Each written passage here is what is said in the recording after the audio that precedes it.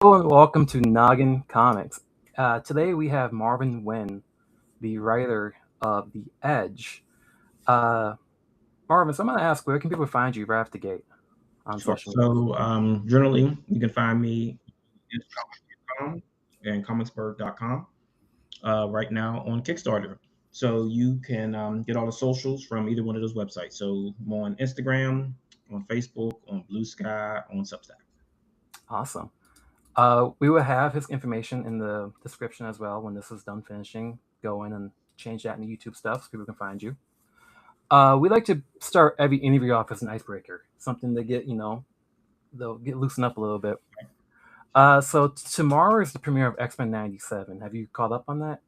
Yeah, I did watch the last season. Like it's one of my favorite shows. So All right, so that kind of leads into the question. What was your favorite superhero animated show as a kid, and what's your favorite animated show now as an adult? favorite superhero or favorite animated show? Superhero. A superhero animated show. I'm going to go with Spider-Man and His Amazing Friends. It's probably one of my first ones show seeing, which got me into comics. That show did. Okay. As an adult, oh man, there's so many choices now. I'll say Rick and Morty for now. Nice. Um, yeah. So I was gonna. This is a question that I'm probably gonna start asking people now because as a kid I was like Spider-Man, the Amazing. Not the Amazing Friends, but Spider-Man, the animated series. Hmm. And now I'm like, same time period, but I think it's the X-Men now. Right? All right. So and one thing I like to do is elevator pitches too. You have 60 and 90 seconds to deliver an elevator pitch on the edge. What is the edge? So the Edge is a drug that grants people superpowers. So what the drug does, it actually alters the DNA and it opens up things from the past that were embedded in our DNA and brings it to life. The problem with it is the more they use the powers, the more it starts to alter their DNA, and it can cause either insanity or death. Well, and I have to laugh because I remember when I backed your first graphic novel, Hmm. it came with a syringe pen.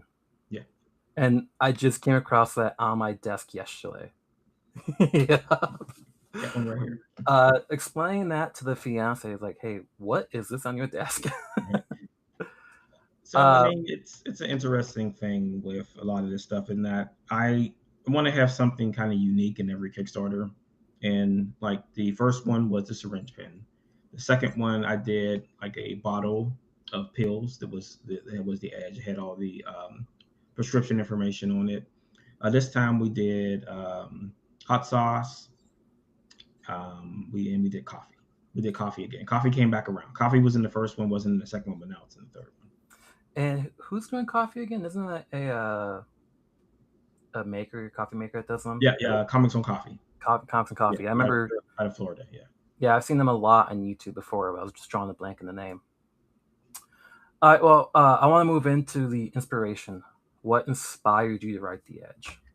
I mean, I think a lot of things. So back in the '90s, you had Jim Lee, McFarlane, Larson, Liefeld, and all those guys decide that they wanted to do their own thing. Like they were tired of the Marvel and DC handcuffs, so they formed Image.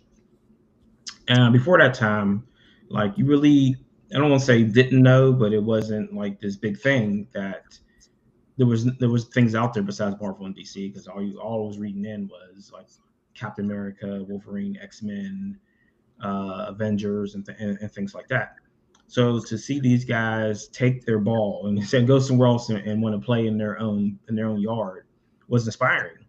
So from then I started like, okay, so I'm going to create my own comics universe, and I will always say that everything I wrote at that time was trash, not good at all. It had no voice. It was just a bunch of people with powers beating each other up. And like you can't that's not a story. Like people aren't going to be able to follow that. You have to have interesting characters. You have to have interesting settings. You have to have goals in mind when you're writing a story. It can't just be, oh, I've got this magic power that does this, and this other guy's got this power that does that, and now we want to punch each other until someone gets knocked out. Mhm. Well, and then the funny thing, the next question was going to be like, who and what did inspire that. Like, but you mentioning image. Um, so life is busy.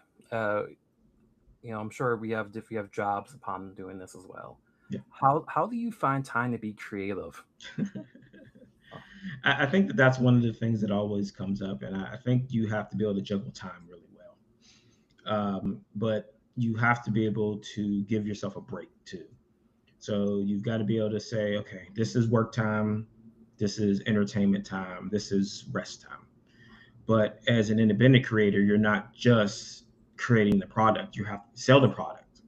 So you're not only the writer creator, you're the marketing guy, you're the social media person, you're the shipping person, you're the boxing person, you're the delivery person. So I'm sorry, you have to wear a lot of hats in those kind of situations, and you have to be careful on splitting your time because you don't want to get into a rut where you're doing everything but creating. well, yeah, and I was gonna talk about this later on, but now you mention it, you do wear that hat because you're also part of Comicsburg too. Yes. Uh, what exactly is Comicsburg? So Comicsburg was originally created as a way for us to do conventions and not get go broke. Uh-huh. Because anyone who's done a convention know that you've got your table fee, you've got your lodging if it's out of town, you've got food, and you've got other things that are going to cost you money. So to be able to split those costs between three or four people besides just yourself allows you to set your goals a little lower to make a profit on those Uh. days. Yeah, I used to be a part of a comic shop, and we did our first show together. And when I got that invoice for how much it was going to cost, I was like, "What? Like, Hmm. we're paying extra for electricity right now?"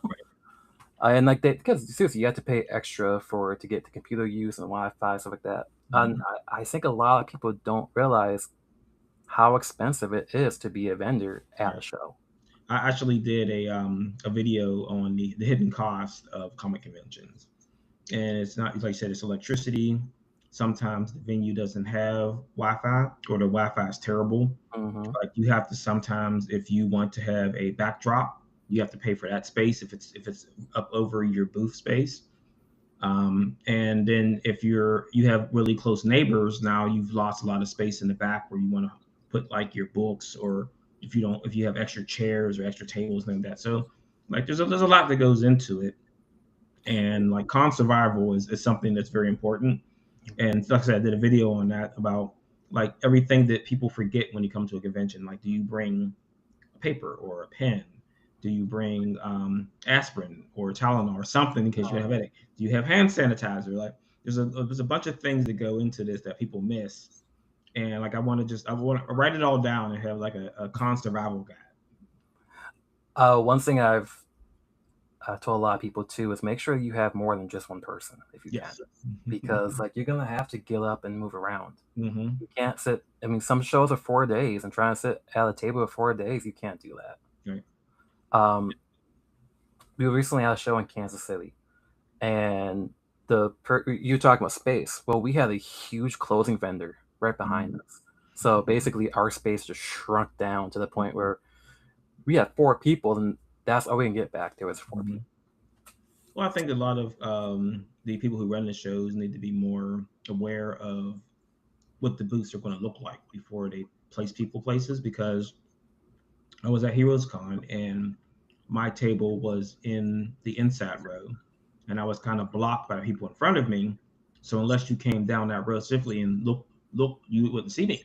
Hmm. So people were like, "Oh, I tried to find you, I couldn't find you," and I said, "Well, I was right here." And he said, "I walked past her, so I didn't see you." So I mean, it happens where you get in a position where you're not in the best space, and then you get missed, and like you miss sales because of that. Hmm. Well, I have a lot of friends in Artist Alley, and they're always like that is the hardest thing to do because some shows don't designate where Artist Mhm. Alley is at, and people just walk by and they don't make the sales, not selling the books because people don't know where they're at. And then you see on social media, "Hey, I was at that show. I didn't see you there." So, uh, so going off of that, we're gonna go into your Kickstarter real quick. I'm gonna show an image first. I downloaded this image. Is this what Volume 3 is called, right? God's Thunder? Yes. Yeah. So, God's Thunder is the organization from issue number one who don't like people who have power, so they want them eliminated. They're regular people, so they can't go and do anything on their own. So they recruit that hulking mess of a monster, Kyrad, to do their dirty work.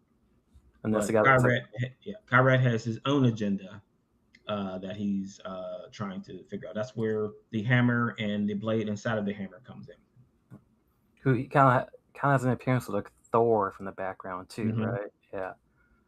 Well, from that, I'm gonna play the. I can get it going. Excuse 1 second. This is always a fun part. Not having a producer right now. Hmm. I'm gonna play the video for the Kickstarter. When I was playing it earlier, I was jamming out to the song. I'm not gonna lie.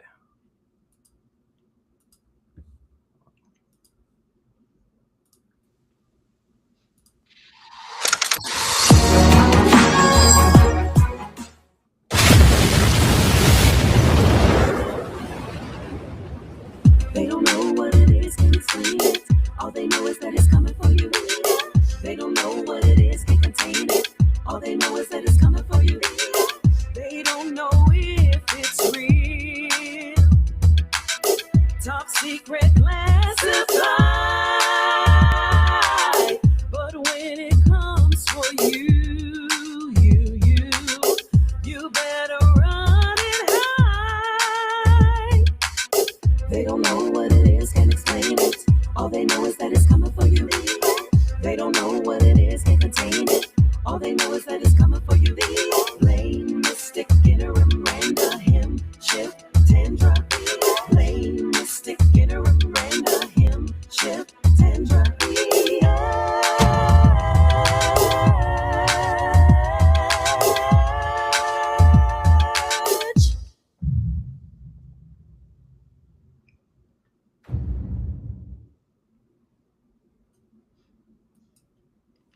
So I gotta ask, what inspired that song? You said that's an original song.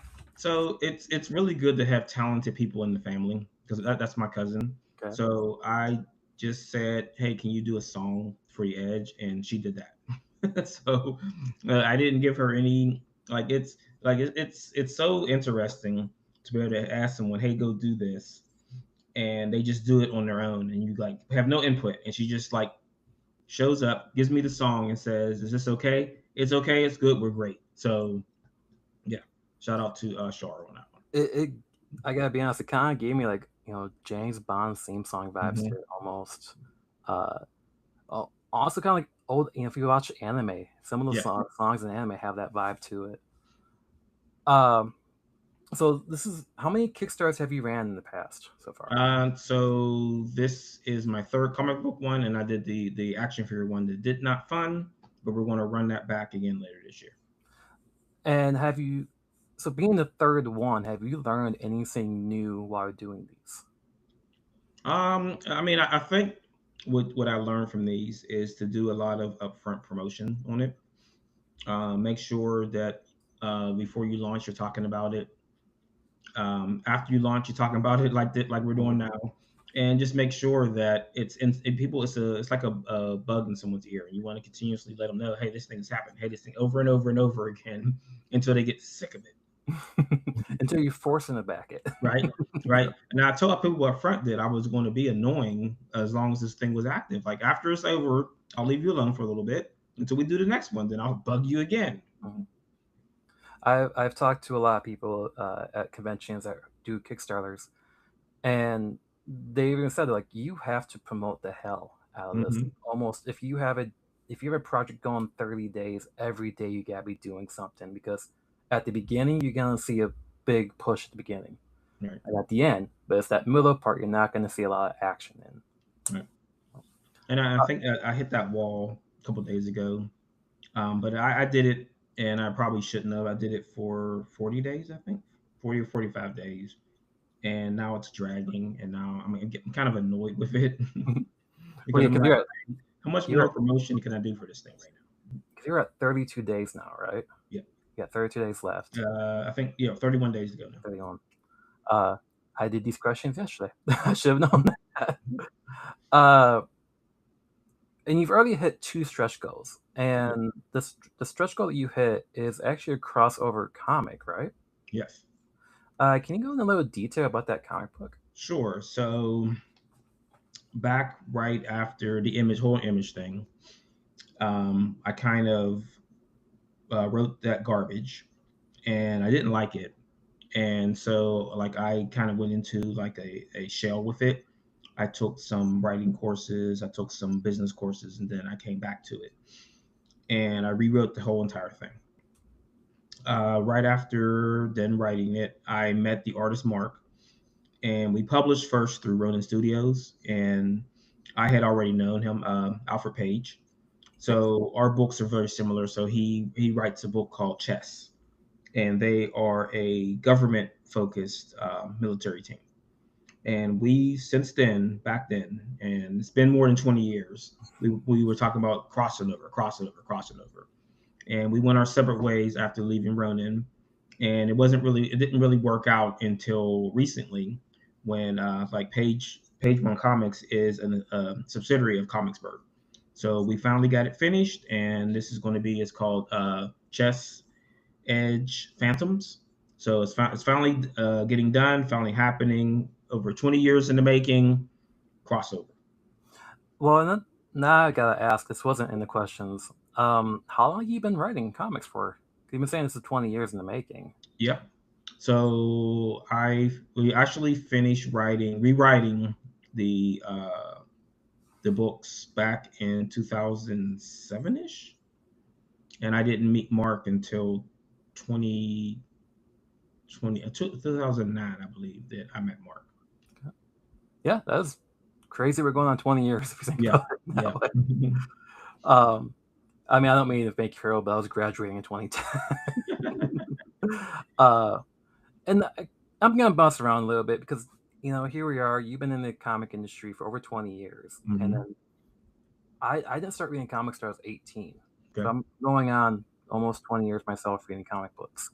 How have you seen the community change in the last 20 years? The internet.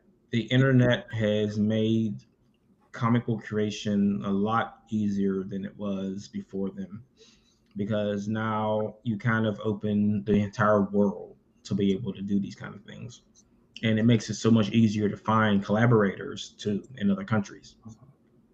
So we were talking about time zones before, and how an artist Mark is in the Philippines, so he's ahead of me in time. Like he's waking up, I'm going to bed. And without the internet, like it would be really hard to have interactions and communications with a person if you're not in a, even like on a whole different side of the world where time is ahead. So like the internet and then digital printing have changed the game, because now it's not, I need to order 10,000 books to do a print run like it was back before they had digital printers. Back when I first started, when everybody was printing at Brainier in Canada, and the print runs had to be huge, because that's how you kept the cost down. Now you can do a 50 print run, hit up a convention or a comic shop, and unload those books at your on your own pace. So you're not just sitting on thousands and thousands of books, and now you got to rent warehouse space or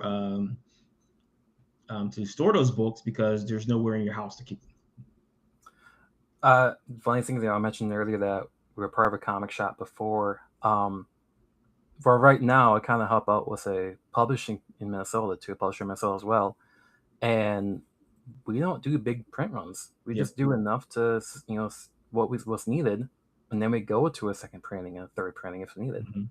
And then the digital game that helps out a lot too. Yeah.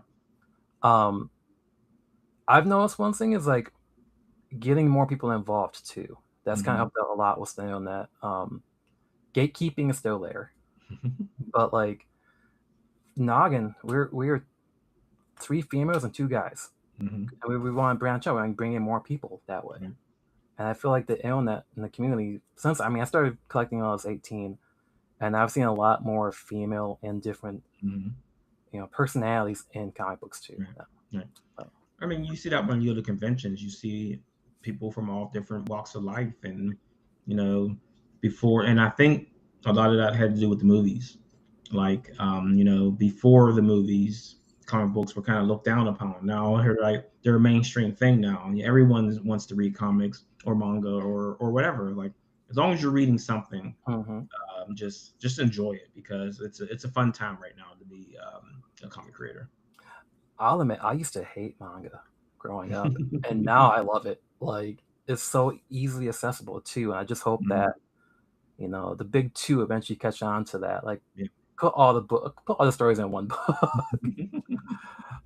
um, Earlier you mentioned that you had the syringe pen, Yeah. uh, hot sauce, Mhm. trading cards too. Yeah. Uh, what goes into this? What inspires these decisions to put these add-ons? I mean, it's sometimes I just sitting down and I have an idea. I'm like, okay, so what works as we is because what I'm trying to do is go to a convention, and it's the weird thing to say you're at a comic convention. People tell you they don't read comics. Mm-hmm. Okay, whatever. Going So I for art say, alley. Yep. right? I say, okay, so do you like hot sauce? 'Cause I can get you some hot sauce, or I mean, we've got pens. Like, people have just bought pens off of me before. But then, Just so do it you for said me. you got coffee, you got trading cards.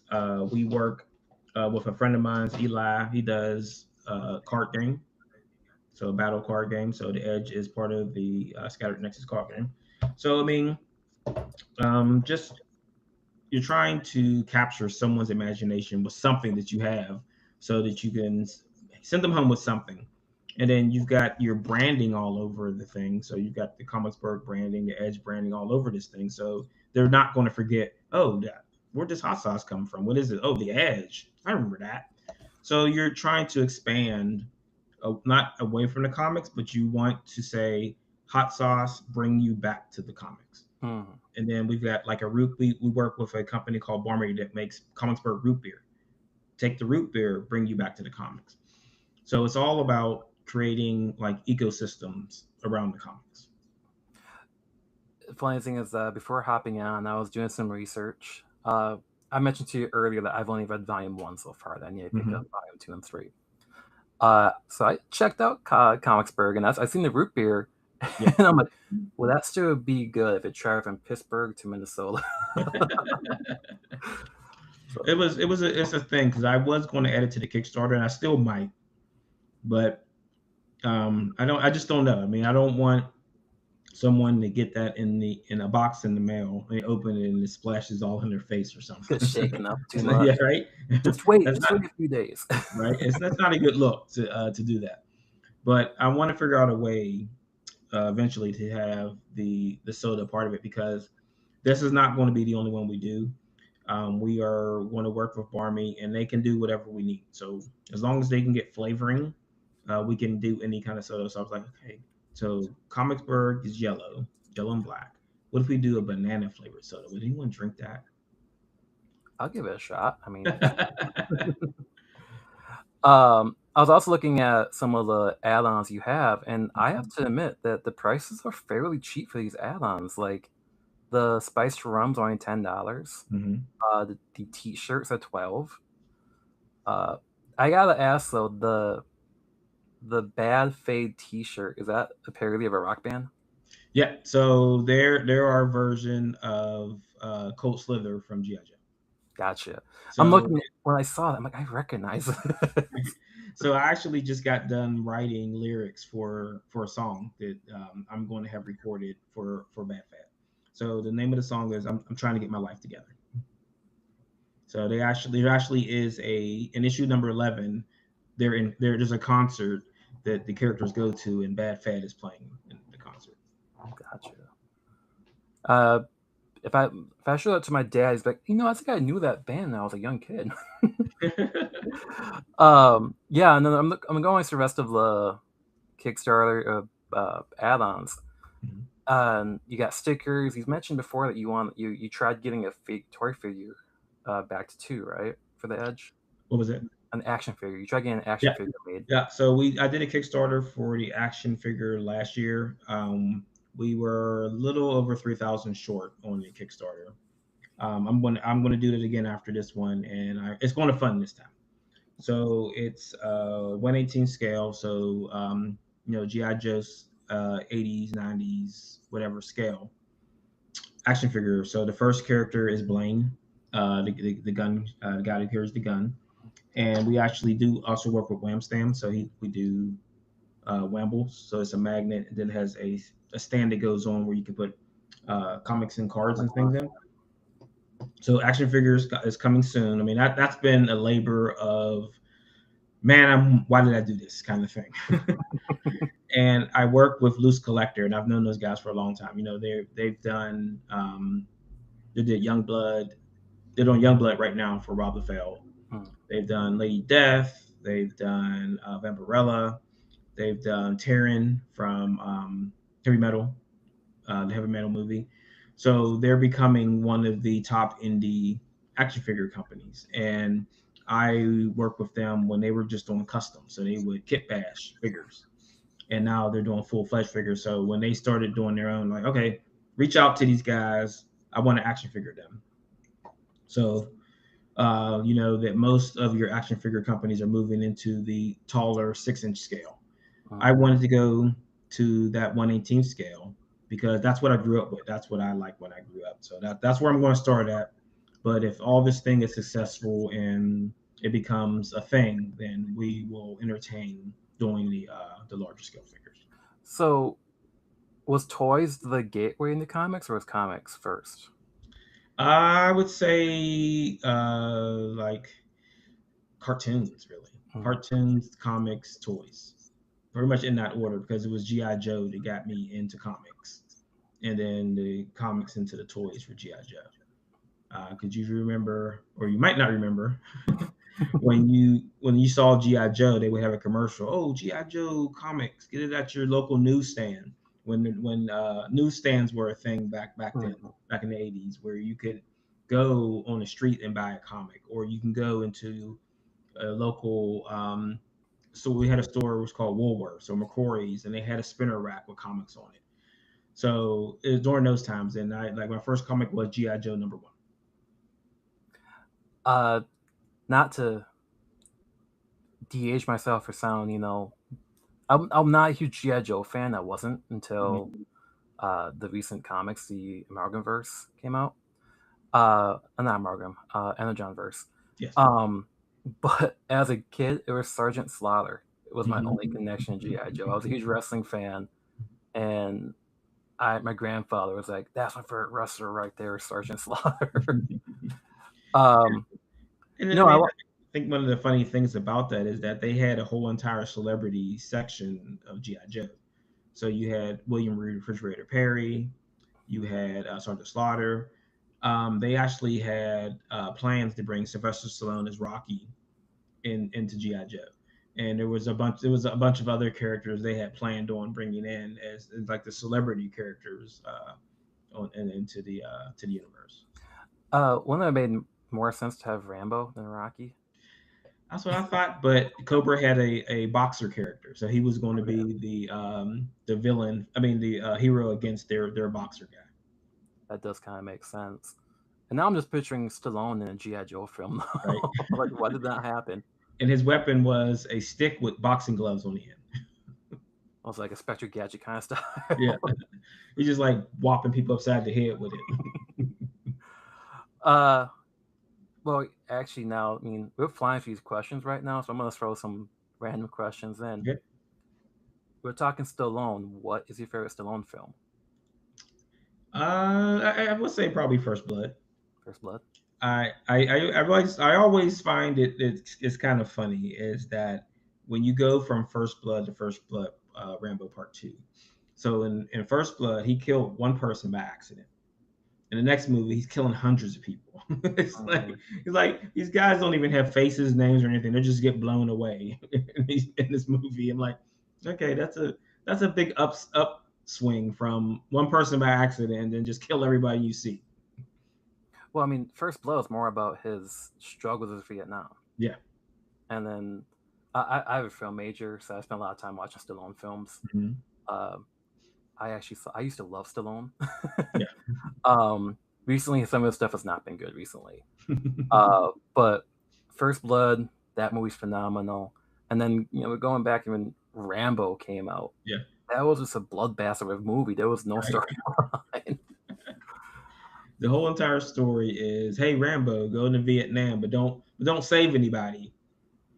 And then the whole entire coming to get you thing. And it's funny when Nintendo made the Rambo video game, you went into Vietnam with a knife and you had to kill snakes and spiders. And like, I don't remember this in this movie. And then you would level up, and then you would get back to America to the base. And I don't know why. You would swing your knife, and some Japanese characters would fly across the screen, and it would hit Murdoch and turn him into a frog. And I don't know what that was supposed to mean. Like I never seen an explanation on why this happened in this game.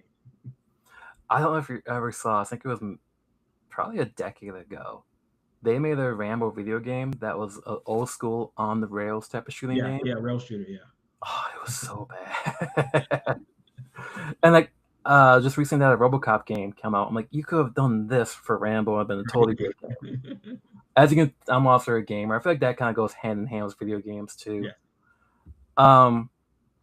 So we talked about Comicsburg already. But who's a part of Comicsburg? So Comicsburg is so the leadership group is myself, DP Brown, who does Theme of Thieves, Grant Lankert, who does Beowulf, um, Memoirs of the Morbid, and League of Cryptids. And then there's Manny, who does Herrenberg. So Herrenberg is a comic book and a live action video series. Okay. So it's all female superheroes in the city of Pittsburgh who gain powers from a meteor exploding over the city. And you've got a female superhero and villain from each neighborhood in the city. And then we've got Paige with chess. And then we've got William, who does Trillion. Trillion's a very interesting book, and I love when we're at shows with William and he explains what it is. So there's a woman who gets hit by a car and she's messed up really bad, and the family can't afford to pay for medical bills because it's America. Yeah. So a trillionaire comes along and says that, oh, I'll put the cybernetics in her, save her life. They sign the contract, they don't read it, and now she has to work for him to pay off the debt. So it's similar. It's similar to like $6 Million Man, but with inflation. It's I should tell you this right now. When we come back from San Diego, if that does happen, I'm planning to get a lot of these books and almost doing like a whole video project on Comicsburg. Awesome. I told Reba, or one of our correspondents, she's a huge Cryptoids fan. Mm-hmm. So when I said that there was a League of Cryptoids book, she's like, "Where and when can I buy that?" He's just finished up a Kickstarter for that, and he's pretty far into that book. But what it is it's the cryptid, so it's Bigfoot, Nessie, Mothman, etc., Chupacabra, and they're superheroes. And it's like the Justice League if they were cryptids. I can't wait to get volume 2 and 3 of The Edge and Grant's books too, because I've never I've known DP. I've talked to DP before. Mm-hmm. Never. I mean, I follow Grant on social media, but I've never read any of his stuff. Okay. So I'm looking forward to doing that soon. I mean, that's the good thing about Comicsburg is that we got something for everyone. We've got all ages stuff. We've got the more mature stuff. We've got the stuff in the middle like The Edge and Beowulf. And it's like I said, it's something different. It's not just the same stuff over and over again. You're getting something different, which each creator in their titles. So that talking about creators, that brings me to the next question. And this could be anybody. If you could work with any artist right now, who would you want to work on Edge? So that's happened. So for years and years, if you go back into the Wildstorm days, besides Jim Lee and J. Scott Campbell, the man at Wildstorm was Brett Booth. Brett Booth did Backlash, he did Wildcats, he did all this. So forever I was trying to get him to do a cover, and he finally finished it, and it'll be coming up in the Kickstarter for the action figure Blaine cover that from Rep Booth. So I've bucket list crossed off and completed. That's awesome. I've always loved his artwork too. Mhm. So, for a second there, I'm like, is he gonna say Silvestri? Yeah. uh, I've been trying to meet Silvestri for years, by Yeah. the way. I mean, does he do conventions at all? No, we tried getting him for a show once. Hmm. We help a show. We do some shows in Minnesota, and the asking cost was just way too Yeah. much. Yeah. We're talking about how expensive it is for a vendor to do a Hmm. show. On the other end, it is insane too. And it's a day. You have to pay him a day for Hmm. You got to pay for the lodging too. You Mhm. got Travel. travel, meals, all that. It can. Mhm. Luckily enough, we have made sure that most of our vendors and creators are from Minnesota, so we don't have to pay for that. And we do 1 day shows. That way, Yeah. we don't have to pay them for multiple days. Right. Mhm. Um, so we were just talking about you have no action figure Kickstarter Mhm. plan. After Volume 3, do you plan to continue the Edge? Yeah. So the $50 stretch goal is an add-on story called The Fiends. So in the Edge, when we get to the next or the end of the second arc, going into the third arc, we have a character, Marcus Drake, who's been trying to break the Edge. He's trying to break the code, and him and his scientists finally break the code, and they're able to separate the powers. So he ends up selling that formula, and the government creates a team that they can select their powers. So they have vials of the Edge on a pack on their spines, and they get injections to the spine. They can pick any power they want. So of course, there were people who were part of that experiment who didn't get what they thought they were going to get.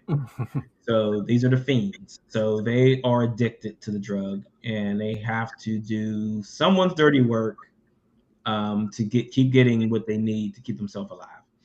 So that's the fourth story arc is called The Edge of the Fiends. So it's going to be more of a down and dirty street level storyline where it's going to allow me to dig into what happens with people who are down on their luck and have no other recourse but to walk into a clinic and say, "Hey, give me that experimental thing that I don't know what's going to do for me for some money." One thing I realized too is that there's themes in this too. I mean, it has that '90s action image Yes. style to it, but there's a lot of themes. Like you're talking about addiction here, Hmm. and I feel like people can look into this book and realize I'm getting more than just a straight action book too. Right. So we do a lot with irresponsibility and responsibility of power. And it's been my experience over the years that you give someone a little bit of power, and if they can't control it, they're going to do nasty things to other people. They're not going to do it to themselves. They're going to do it to other people, and that's where like our villain Revenant is that guy. He's that guy that I got these powers, and I'm going to do bad things to other people because I can. But that's where we go with the more they use it, the more they get corrupted by it, and that's like power corrupts, right? Power corrupts absolutely. So that's one of the things, and there's a lot of themes of not knowing how far to take things. Our character, one of our the villain of the second story arc is Chaos, and his team is called the Rain, so it's called Reign of Chaos, Mm-hmm. and he pushes the boundaries of what I'm allowed to do and what's right for me to do. And it becomes this struggle, not only outside, but within himself, because he ends up getting infected and the Edge is like taking over his body.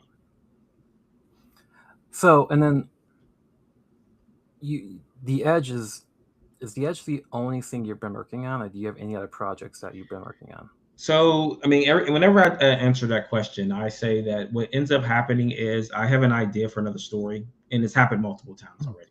It ends up becoming part of the Edge.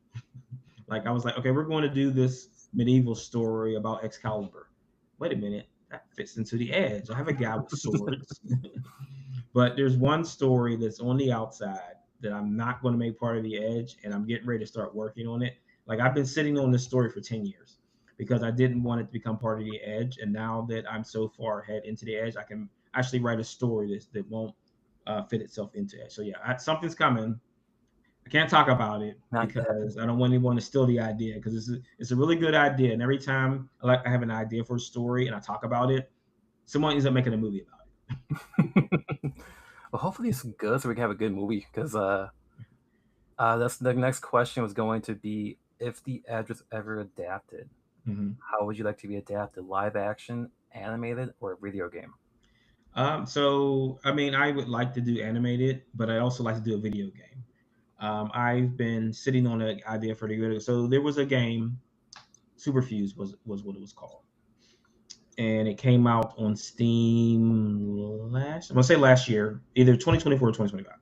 So it allowed you to create your own character. So I ended up getting in touch with the developers, and we were actually talking about DLC and things like that. And then they ran out of money. Oh. And then the game got pulled off of Steam.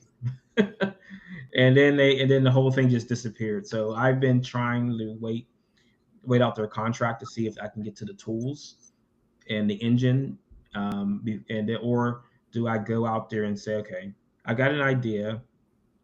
Can I go to someone who knows Unreal better than I do, and we develop this game very slowly, and then make it into, because my idea is always Marvel Ultimate Alliance is the perfect formula for an indie based video game. So drop in, drop out. You can add characters at will, and just like take that to the community and say, hey, for this much money, you can buy in, get your character into the game, and then we can use the game again to sell comics. Yeah, I'm thinking about it. When I first read The Edge, my mind actually went to like a Cosmic Invasion that just came up from Marvel, that type of style. But now that you mentioned Ultimate Alliance, I could totally see that too. Yeah, because just talking for this 40 minutes, I feel like we are both video game fans. Right. And the next, so we are coming up on, only got like a few questions left, so I'm gonna do rapid fire questions here. Sure. What was the last video game that you played and you'd recommend? Helldivers 2. It's probably one of my favorite games that I played. Like, I played Helldivers, the first one, and I didn't like it, but the change in the camera made the difference in that game. I hated that top-down view that they had, because you could never see the bugs coming. You always get attacked from behind on the Helldivers one. But Helldivers it's such a fun game. Then I gotta ask, are you a console player or a PC player? I do both, because I don't have an Xbox, and so I have a PC, so I can play my other favorite game, State of Decay 2. And if nobody knows what that is, it's a zombie-based game where you have to recruit survivors, build a base, and then survive. All right, and then the next question is kind of similar to what artist would you work with? But this is like, if you could work in one universe outside your own, what universe would you want to work in? So I do have a script that I wrote for Batman. And I'll talk about this one because I don't think anybody's going to touch it. So my idea is, how in the world does Alfred be Bruce Wayne's butler and his dad?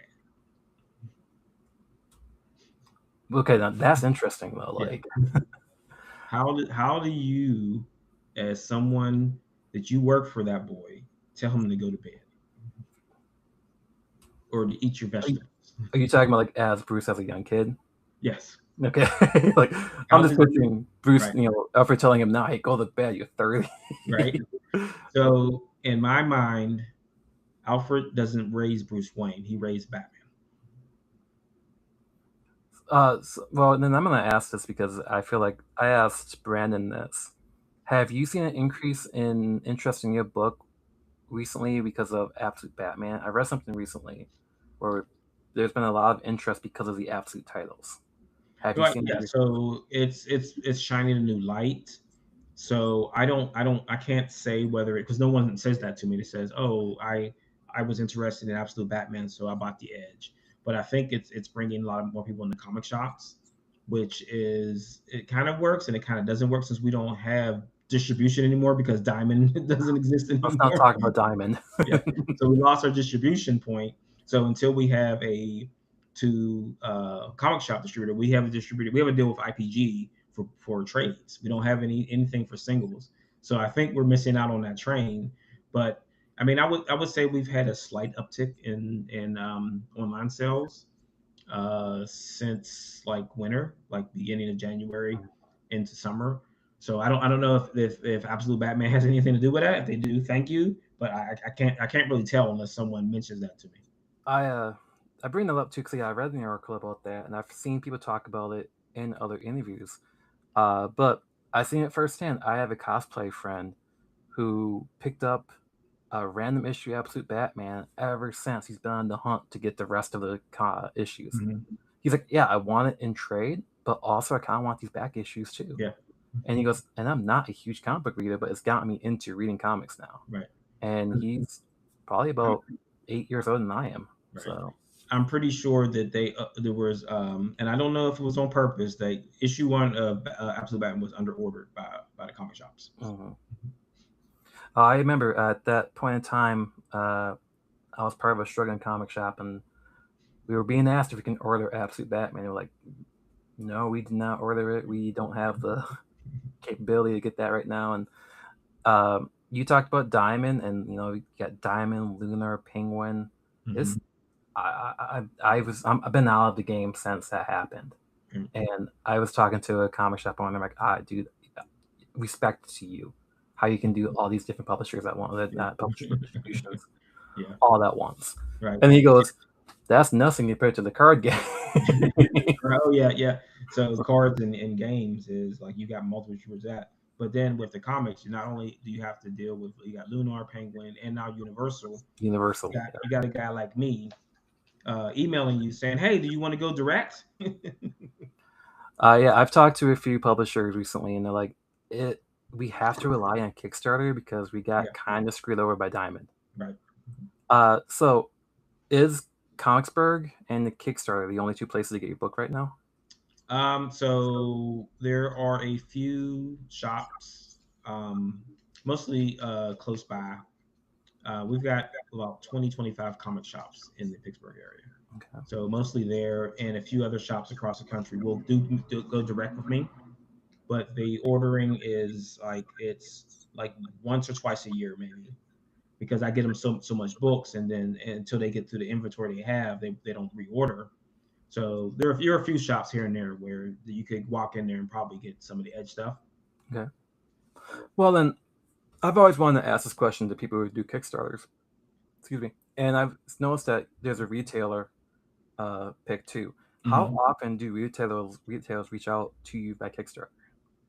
I probably get about 3 or 4 retailers that will jump on to the tiers. It's the same ones every time. So You're like, we loved your book. We want to have it back in the shop. Right. And like I make it the deal as good as I can. I give them free shipping, so I try to make it as simple as possible to get the books, and then I always throw in some extra stuff to sweeten the pot. Well, and that's the one thing I gotta give credit is like your prices are great for this Kickstarter. I mean, it's easy for people to just hop on and start reading these books because $20 for a trade? That's not bad at all. Yeah. Especially when you go to a Barnes Noble or a local comic shop and you're paying $35 to $40 for a book.